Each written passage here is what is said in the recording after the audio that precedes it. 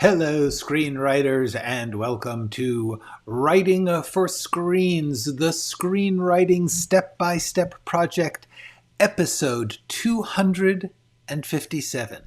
My name is Glenn Gers, and I come to you every Monday through Friday, if I can make it, at 3 p.m. Pacific Standard Time Zone, to let you look over my shoulder, share my screen as I write a script. I am doing this in order to teach a part of screenwriting that I think is under-taught, which is the process.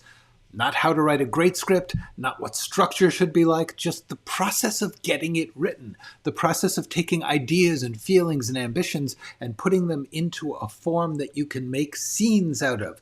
Make an outline, turn that outline into a rough draft, rewrite that rough draft into a readable draft. That process is the same whether you're writing a web series, a feature film, an indie film, a streaming show. It doesn't matter. You still have to go through this process of getting the inside stuff down into a form, organizing it, roughing it in, rewriting it. And what I'm going to try and do is just show you how I have done that. Not the best way, not the only way, just how I figured out things to do in my 25-year career writing for TV and movies. In case there are some tricks or techniques or things that I do that can help you when you are facing the blank page.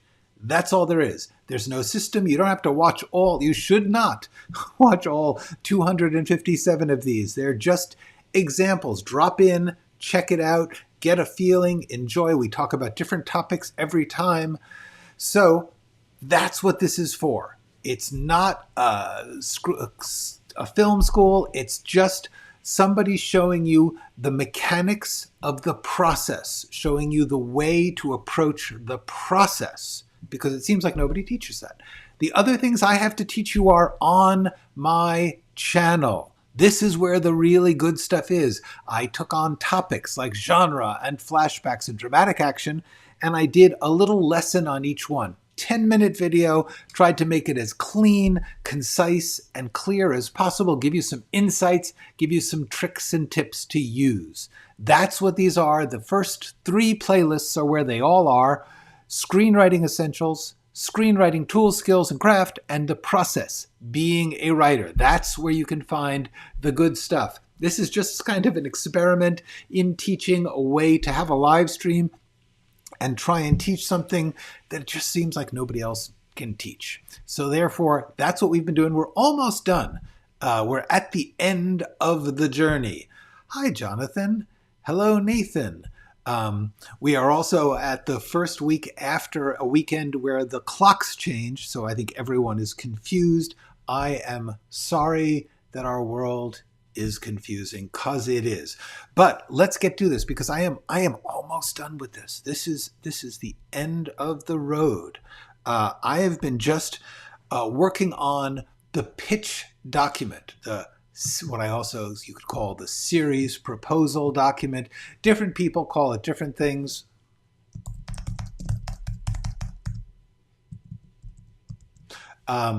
What this is if you write a pilot for a series, you're trying to get a pilot going, you're trying to sell a pilot, you are only writing the first episode. You don't write the whole series. So when you do that, people are going to say, I love your pilot, but what happens next? What's the rest of the show? What's the series like? And so many companies like to have you give them sort of a document, a proposal. This is what the series would be like. This is the style. This is the idea. This is the main story. That's what I'm just showing you one way to do it. It's not the only way, certainly not the best way. I'm just trying to get the basic idea of what you would put into one of these things. So that is it. Not everyone does this. No one does it the same way. There is no standard format for what I am calling a pitch document or a series document. Some people call it the Bible, but that is actually a different thing. This is a proposal. It's a little written version of what you would tell someone if you were trying to tell them about the series you'd like to write. Okay, so now I'm just reading through it because I'm almost, let me just check. I have got this set at 18 point because it's easier for you guys to read. But if I made it 12 point, which would be the normal for a document like this, it would only be 8 pages. That's pretty good. Okay, I like that. Okay, let's just Z that. Okay, back down to where you can read it. Okay. Hi, Victoria. If my character spends time with someone in the living room and continues the conversation in the bedroom, is it considered a new scene? This is a really good question. Yeah, basically, let's take a quick moment to take a look at a script so I can show you what I'm talking about in terms of script format. If, by the way, you have not watched it, I did a whole video explaining format. It's called Script Format Made Easy. And you can find that on my channel, Script Format Made Easy. It's about 45 minutes where I do this, where I let you look at my screen while I show you what the format is. So yeah, here's the thing. A new scene is defined by this thing. It's called a scene heading or a slug line or a scene line. Okay, this is what defines in filmmaking a new scene. This is, by the way, not a writing thing. It's a production thing. It's a thing about when they are figuring out the schedule and the locations and the actors, they need to break the scenes down into shootable moments, and that's always by time and place. That's why this is just the time and the place. This is interior, just to tell you where it is. The place, hospital. The time, morning. That's all that you use to define a scene. The time and the place. Where is it? When is it? And that means that these scenes change if you go from one place to the other. Now, what Victoria is asking is a good question is, suppose you have 2 different rooms in the hospital. Is that 2 different locations? Usually, yes. And I will tell you briefly why. Here's the thing. If we're shooting a scene in the living room, and then they go and talk in the bedroom, you have to stop all the cameras, take apart all the lights, move all the cables, put them in the other room, and then take the camera in there, set everything up, and shoot it there. You cannot, you can absolutely light both rooms, have a handheld or a camera or a dolly camera and move it from one to the other. But if you are not actually moving the camera from one room to the other, then it is a different setup. That's what it's called, a setup. A setup means you stop the cameras, you move and you set up in a new place. Setups are very important for scheduling. They're not important at all for writing. However, when you write a script, so yes, what you would probably do in this case would be to say hospital, living room, okay? And then for the next scene, you would change it to hospital, bedroom. And therefore you are saying the place, which is, it's in the hospital, but it's this room. It's in the hospital, but it's that room. That is how you would define that. And yes, almost always you would make it a different scene. Victoria, that is exactly what you would do, because if they decide, you have no control over how they're filming it. So if you are changing location, if you're going from one room to another, from interior to exterior, if you're going around the corner on the street, any time where the camera is going to have to stop and they have to pick it up and move it and put it down, that's a new scene. If you are really in the mood to keep it all one, then you could just say hospital, and then here I have chemotherapy treatment room, and what I did was change to hospital nurses station.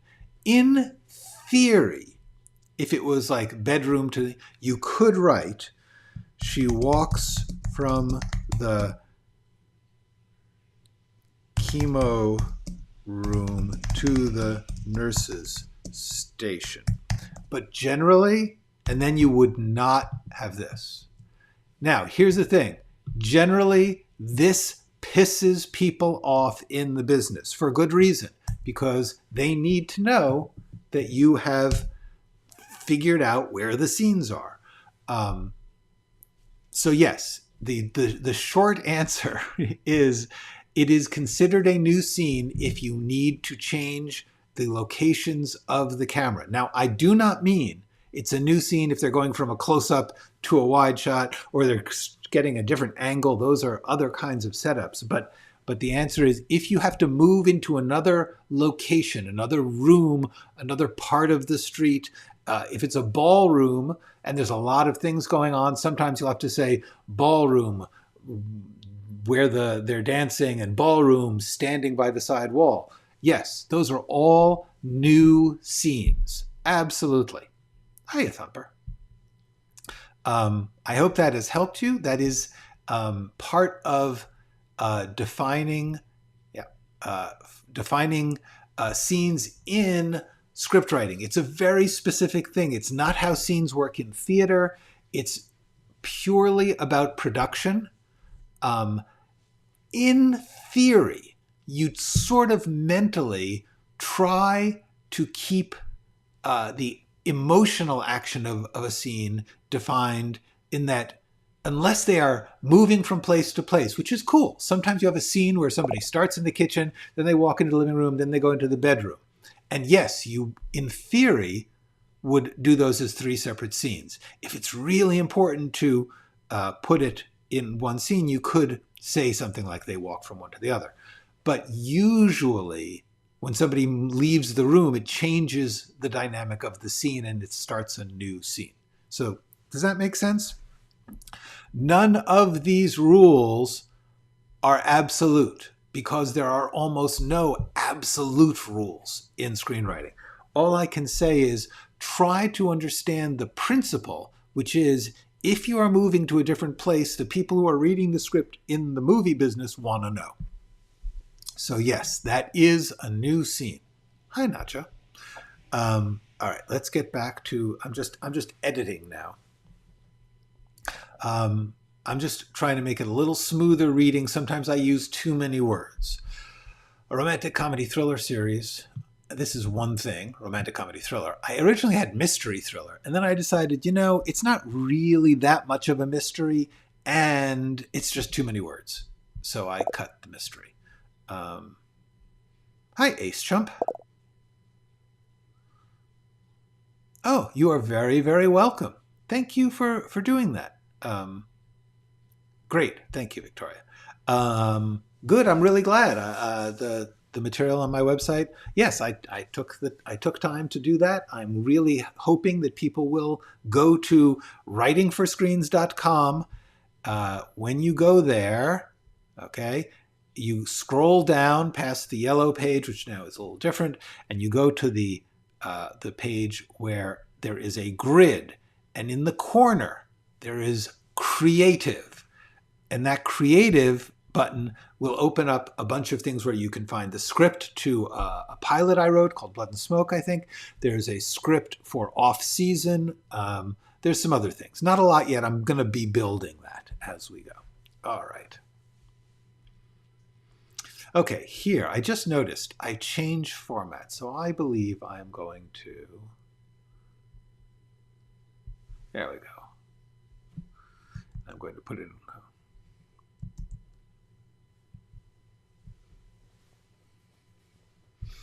Actually, you know what I'm going to do? Make this more of a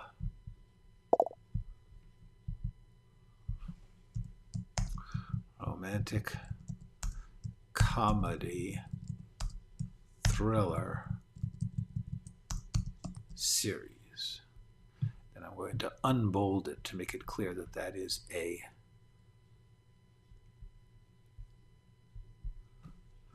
see? Okay, crime crackers.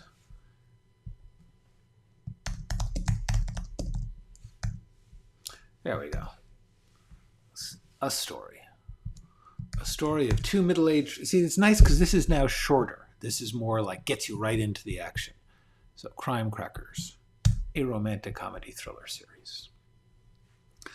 A story of two middle-aged strangers who fall in love when they get dragged into an online amateur crime-solving community, just as that group provokes a cold case serial killer to hunt them down. That's good. That's pretty good. Hi, Blaine. Glad to see you. Thank you. Glad that you figured out the time difference, and we are good. Each season of 8-hour-long episodes will tell a complete mystery. Tells is a complete. I don't like is. Tells. Tells, not will tell. Tells. More active. The central characters with a few losses or additions return each next season. That's central. Each time to take on a new case, and will have ongoing story arcs that develop over several seasons. See, that's clearer. We're just clarifying, making more readable. Models for tone and stride. Yeah, actually, I'm going to put this up top because we're doing a series. They got a series.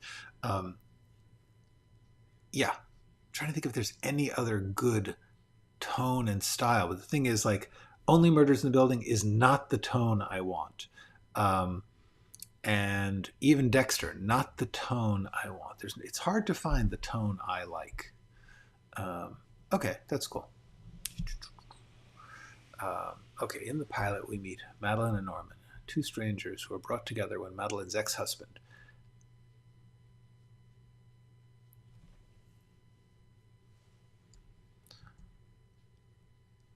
is an unsuccessful true crime podcaster, is murdered, apparently by the chemistry set killer, a cold case serial poisoner. Though Madeline, a former punk rocker now turned data analyst in her early 50s, who loves her safe, routine corporate life, has not spoken to her ex in 30 years, she is his next of kin and inherits his ramshackle home, which may hold crucial evidence identifying CSK. This is all good. I'm good here. Desperate to obtain that evidence, the Crime Crackers, an online community of amateur detectives, web sleuths, led by an ambitious young influencer. Do I need to say influencer? I kind of like it. Wannabe.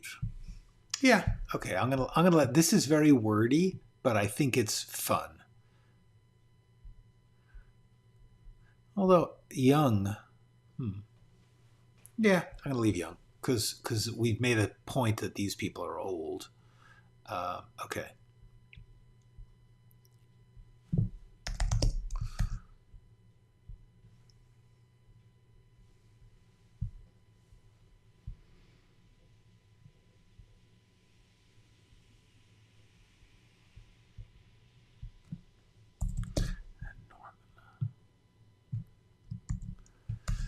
Okay.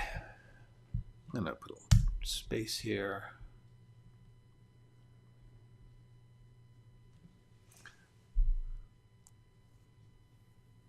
Yeah. Oh, by the way, I changed Shrimpton's name to Dickerson after Ernest Dickerson, great cinematographer, started out working with Spike Lee.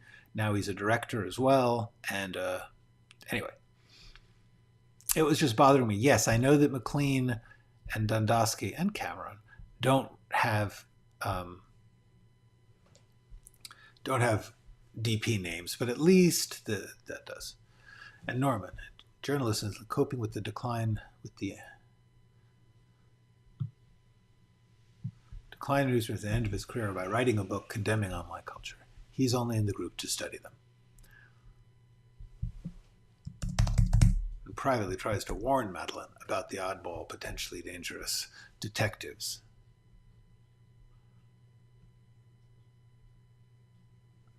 Which becomes a clumsy, absurd rescue when one crime cracker tries to break in. That night, Madeline and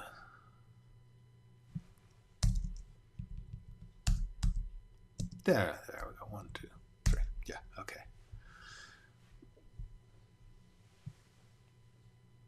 That night, Madeline and Norman end up impulsively sleeping together. The next morning, they begin to get to know each other. See, we get the feel in there. While they're out on a first date breakfast, the embrace of the house. Okay, I think this is all pretty good. I'm just skimming now because I don't want to just read through it with you. Also, I've gone over this several times.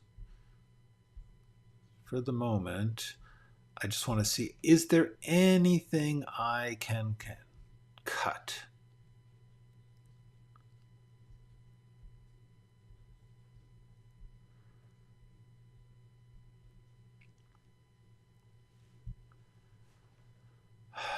I say the word just a lot.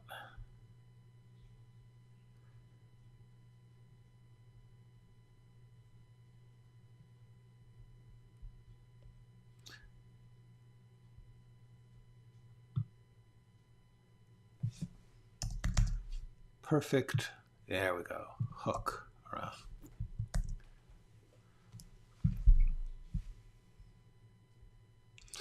It just survived as a perfect hook around which to organize his book. Around which to organize is very good grammar.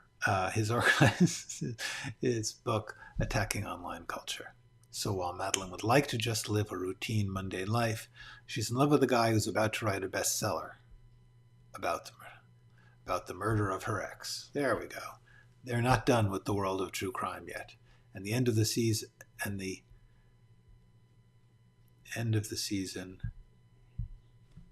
it's a new case coming.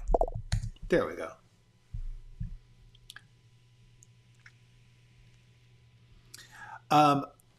There's no rule.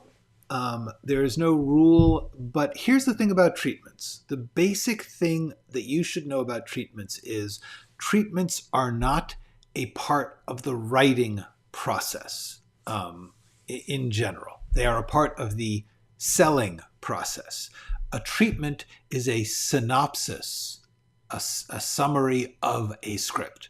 So in theory, what producers do is they say, can we see a treatment if you are trying to get them to put money up to write something? They'll say, give us a treatment. This was what it started back in the old studio days. Someone would say, like a writer would come in with an idea from the writing department. He would go to the producer and say, hey, I want to do a murder mystery where a dog has the witness. And they would say, okay, give us a treatment.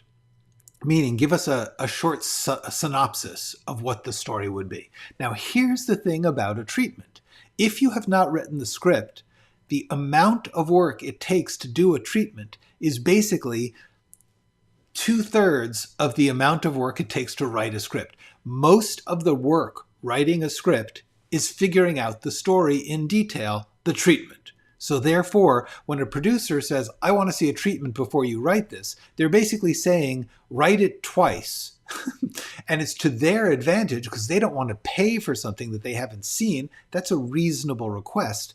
But if you're not in the business, if you're not being paid, then you do not want to go around saying, hey, do you want this script? And they say, give me a treatment. And then you write the treatment. And then they say, I don't like that. The reason to write a treatment is if you already have the script, then write, like a 2-page synopsis, something very short. But a treatment is an old-fashioned step in the business. It is not a step in writing. Writers who were in the business got used to thinking about treatments because so that was sort of their story forming form. But it's a terrible form for that. As you guys have seen, while I am writing this thing, I am describing things in ways that are good description, but lousy storytelling. Like they wouldn't work in the script the way I'm doing it. So you really don't want to do a treatment unless you have already written the script. And then, yes, the art of writing a treatment is something you need to learn, is to write a synopsis.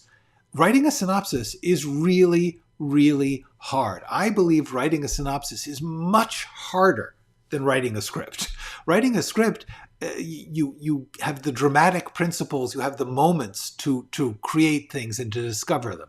Writing a synopsis, you're just writing sales bullshit.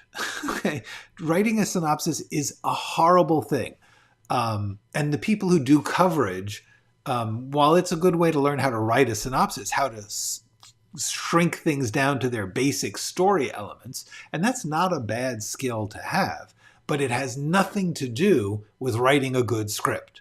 So I beg you to try not to write a synopsis of a thing you have not yet written. Only write a synopsis if you have written the script. Now, as far as do producers still request a treatment, sort of the question is, what did you go to the producer for? If you went to the producer saying, I would like money to write a script, which is an old school thing that is really not done anymore. Very, very rarely will people give you money up front for a project. Unless you're in the business, in which case all these rules will change. But if you're not in the business, don't go around telling people stories you haven't written yet. Write them. Your job as a writer is to write as many new scripts as you can. Every time you write a new script, ideally you will learn, you will get better. And so therefore, if you have an idea and you want to do it, before you show it or tell producers about it, write it. That is my advice about treatments. The answer is, do they request it? Technically speaking, as far as the Writers Guild goes, I don't believe they are allowed to. A treatment is something you get paid for. Like if you are in the Writers Guild and somebody says, I want you to write a treatment of this idea, they have to pay you. And it's a hefty amount of money. It's in the tens of thousands of dollars, I believe. So they can request it, but you shouldn't do it unless you're being paid. Hi, Gene. Welcome. Okay.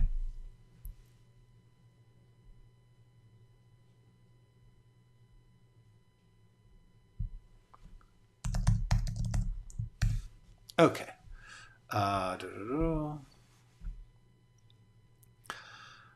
I took some stuff out this afternoon. I was going through this, and I moved this summary of Madeline from another document into this one.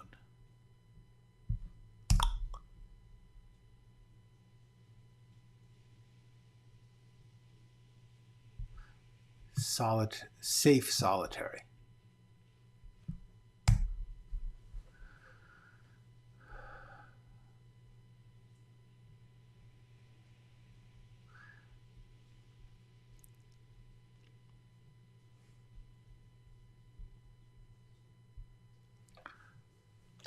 Do I really need this? No. No.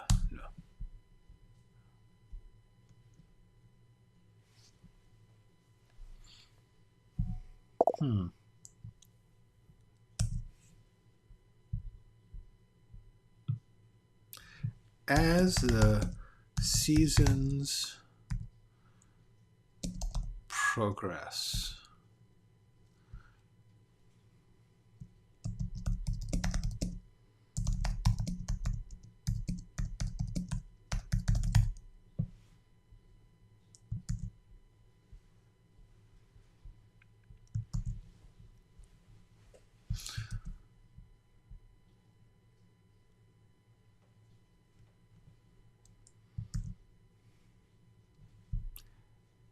and begins studying, training to be an EMT or a therapist over a few seasons.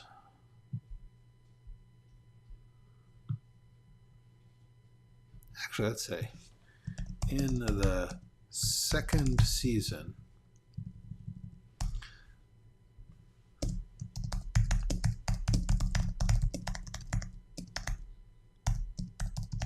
I like that. That's better. In the second, I'm going to make that short. Second season, make it a title. There you go. That is what I said, and I stand by it. That's my story, and I'm sticking with it.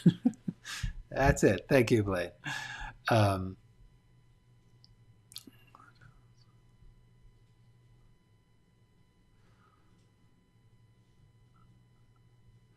right. Yep. Yep. Yep. There's too many spaces here. I decided to put 3 spaces between names just to give a little. Elmore Deacons. Hush. McLean. Okay, I think we've got, these are all good. At least they're the right length. So that's interesting.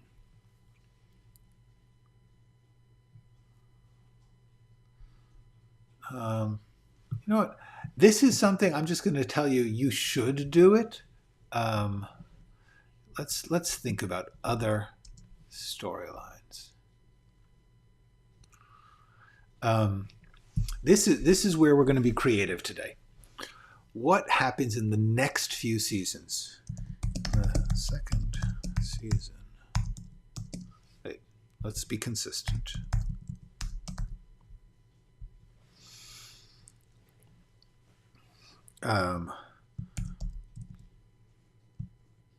Norman is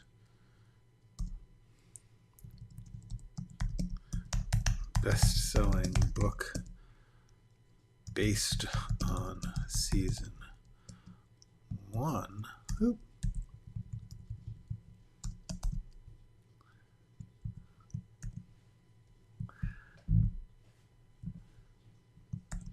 Is coming out and becoming a bestseller. Boom. Madeline has left her job to train as an EMT or therapist. Okay, so here now I'm going to just have to be really brainstormy, which is what are the crimes? In other words, like, let's say there's 4 seasons. So season 1 is about CSK and Xena. So what are seasons 2, 3, and 4 about?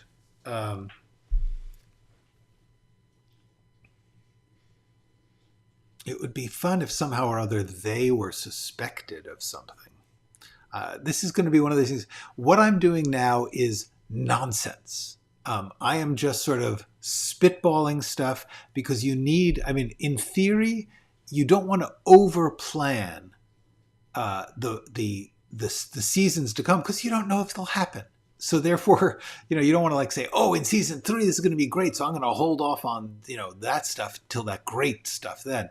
But it is nice to try and give the people who may be putting money into this a sense that you have a vision for the rest of the story. I think in 2, Norman becomes the target of a stalker. Okay.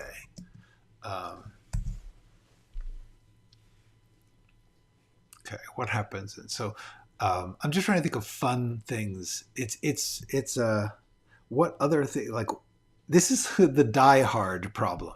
The thing about Die Hard is when they started to do sequels, the extraordinary circumstances of the first Die Hard are supposed to be a once in a lifetime event. Okay.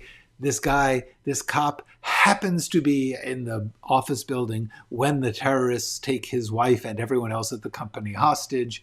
He has to fight them off single-handedly. That's not supposed to happen more than once in life.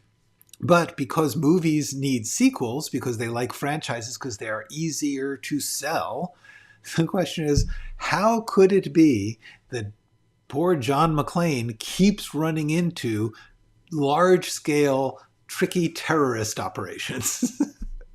And so the second one they did, it's in an airport, and it's an unrelated, it is a coincidence, and they simply made a point of John McClane saying, how the hell could this happen to me twice? That was actually kind of well handled. Also, they raised the scale, they raised the stakes, and it was a very different kind of operation. It was more of a political terrorism, whereas in the first Die Hard, spoiler alert, the political terrorism is a charade for other purposes. And in the third Die Hard, they bring back some of the information from the first, and so there is a reason that John McClane would get targeted, because there's a revenge quality to it. The fourth one is a blast. I actually like Die Hard 4 a lot. Not everyone does, but once again, it's just a massive coincidence. So the question here is, having stumbled into crime fighting, Norman and Madeline now are what? They just keep coincidentally? No. The thing is, once they become famous for having solved a case, people would come to them and people would target them. So one thing is, someone comes to them to solve a cold case. All right, that's another one. I think it would be cool if someone wants to discredit their first big hit case. That's another thing.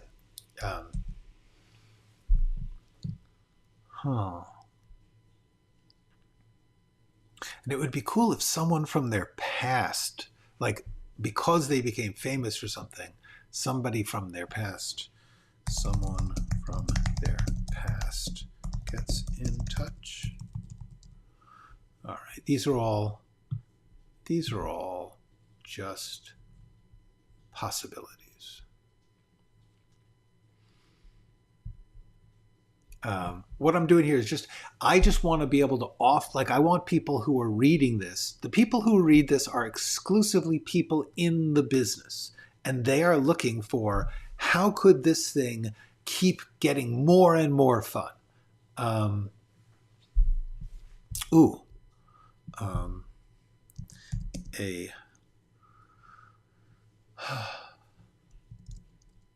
A fan or employee commits crimes to give them something to solve. That's an interesting one.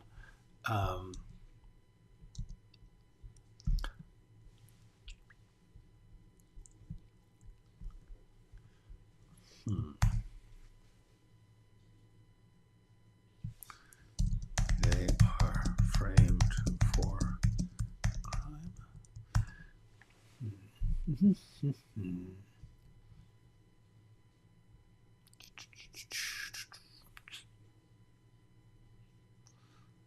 Okay.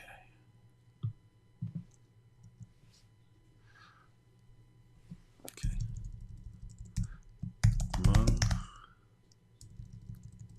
some possible story arcs for later seasons. There we go. George's twin brother shows up. Fame gets to their head. Yeah, these are all interesting. The twin brother is an interesting possibility, because wouldn't she have the thing about the twin brother is, why didn't the twin brother get called when he got murdered?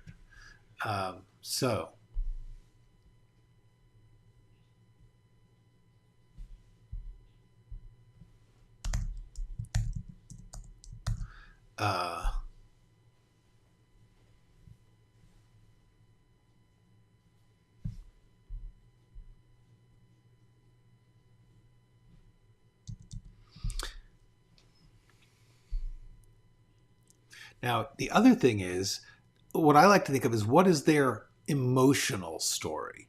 Not just, what's a fun plot device, but what is their story about? Because remember, Norman is a guy who wanted to be a journalist.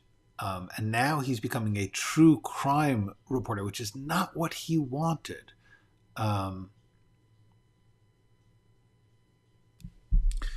Norman wants to move out of true crime into political journalism.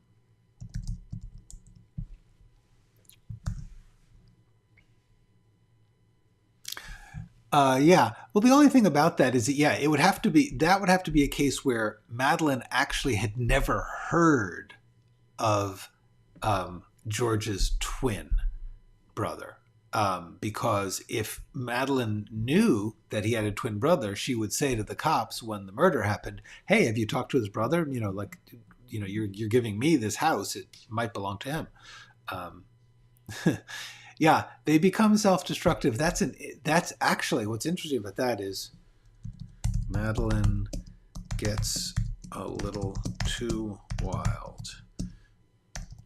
Training as an EMT and using drugs. Maybe, yeah.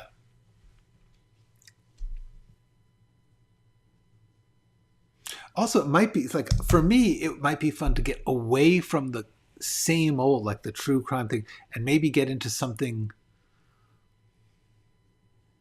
Oh, to make a TV series out of their first case.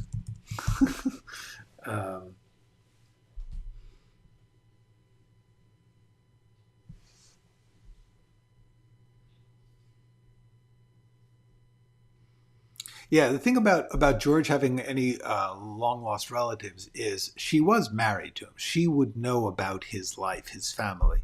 So he has to have no family. Otherwise, our initial story doesn't really make sense. Although, of course, there could be like, oh yeah, when he was 8 years old, he was the parents split up and he was taken away and never seen again. Yes, separated twins at birth. Yes, now there we're talking. Now we're talking wild story concepts. Actually,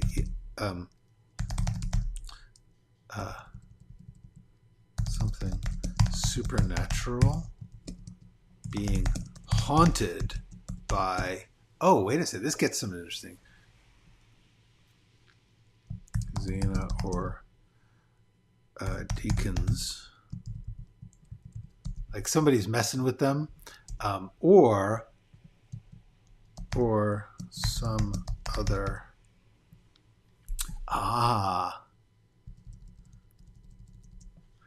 Xena's parents put out a hit on them. Because remember, Xena's parents are wealthy.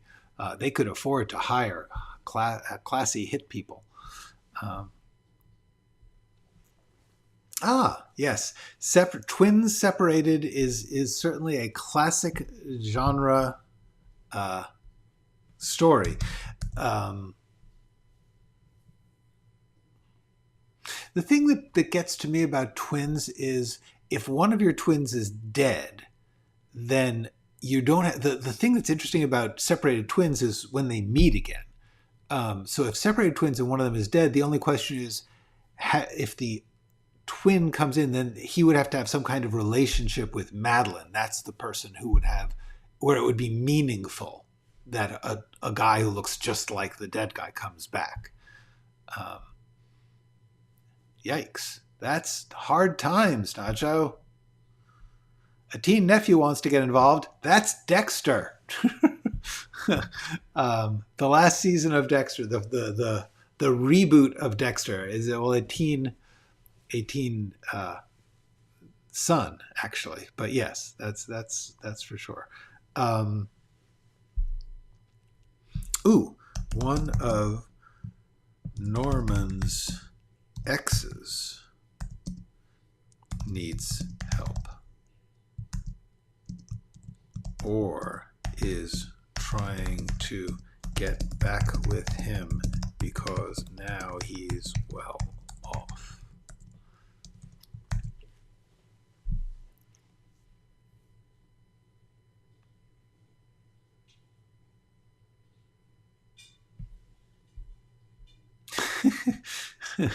Yeah, a person with a personality disorder who thinks he's related. The question is, do thinks he's related to Norman or Madeline, you mean? Yeah, that certainly would be disturbing. The female twin searching for the male twin, but of course he knows nothing about her searching. Actually has spent his life trying to forget. Well, understandable.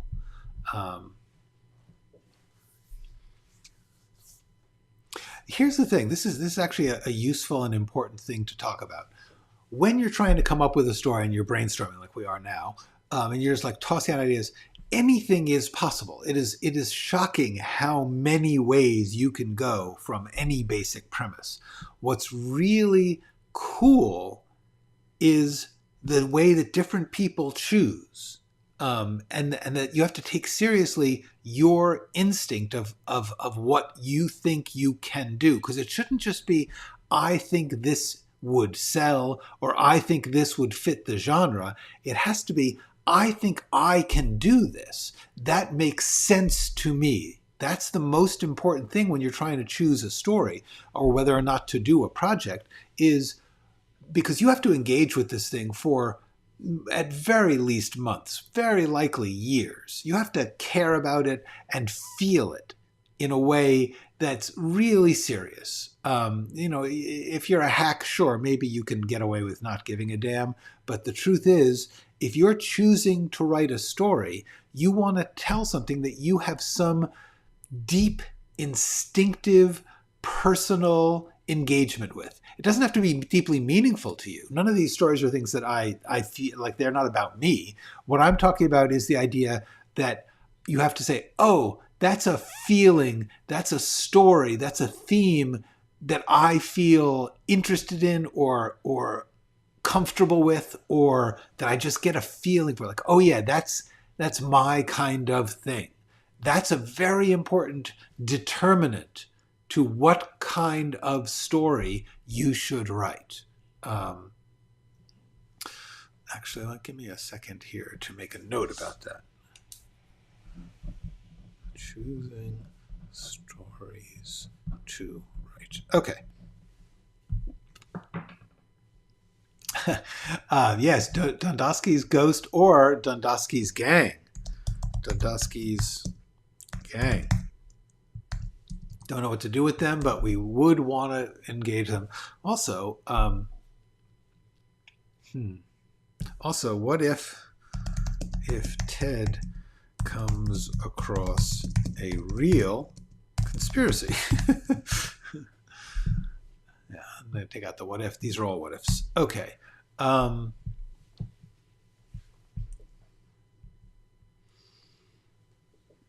So yeah. Honestly, if I was going to do this, I would spend some weeks really thinking about what I want to do with all of these characters and all of these themes, and start to make some real choices. Right now, I'm just playing because what I'm doing here is a play document. I'm not committing to this. I don't have to worry that 2 years from now, I'll still be working on these characters. But when you are doing this, you do want to think that way.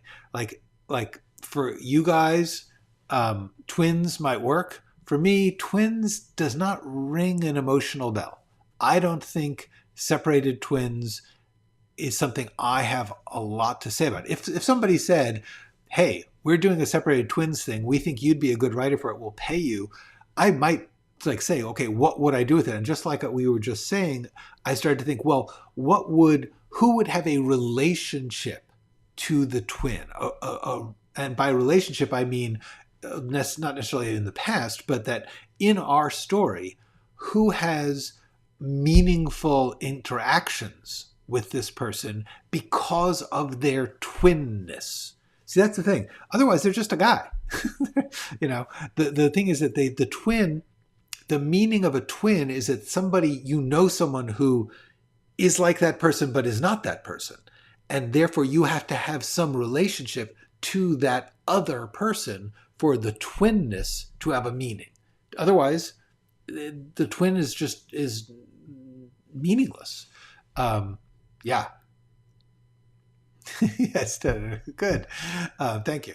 Well, the other thing is that in any one of these, you want to have two. Here, let me get out. The idea would be to have at least two of these elements spinning into a seasons plot. Yeah, that's the thing. Yes, indeed. Well, it would have to be George because remember, in the twins' case, the thing about George is George has to believe he has no living family. If George doesn't believe he has no living family, he would have some record, or there would be, like, his will would say, you know, look up my mom or my brother. I don't know that separating twins is more comic, although it certainly can be. But for me, the thing that's important about separated twins is the twin has to be meaningful. Like when you look at a person and they're the twin of someone that you know, then that twinness is important. If you have one dead twin and the other twin is around, it's just a person, because the twinness does not make any difference. So that's the thing that I'm hung up on with the twins. And in this story, George is dead, so the only person who really would be involved with the twin would be Madeline, in that there would be this guy, like her dead ex is suddenly alive in a sense. That's what twinness would mean to me. These are all interesting ideas.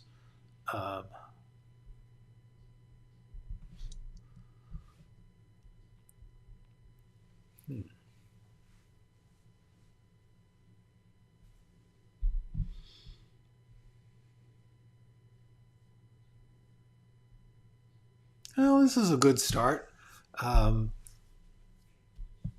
This is stuff to think about. An art theft would be fun. Yes. So far, we're doing true crime. In other words, the art theft would have to be involved with murder, because, that would have that. I mean, if we were going to do the separated twin, the whole point would be that Madeline would then be involved in a personal relationship with the dead twin. Partly maybe falling, partly maybe working out her old problems with this new person, possibly being triggered by them in some way.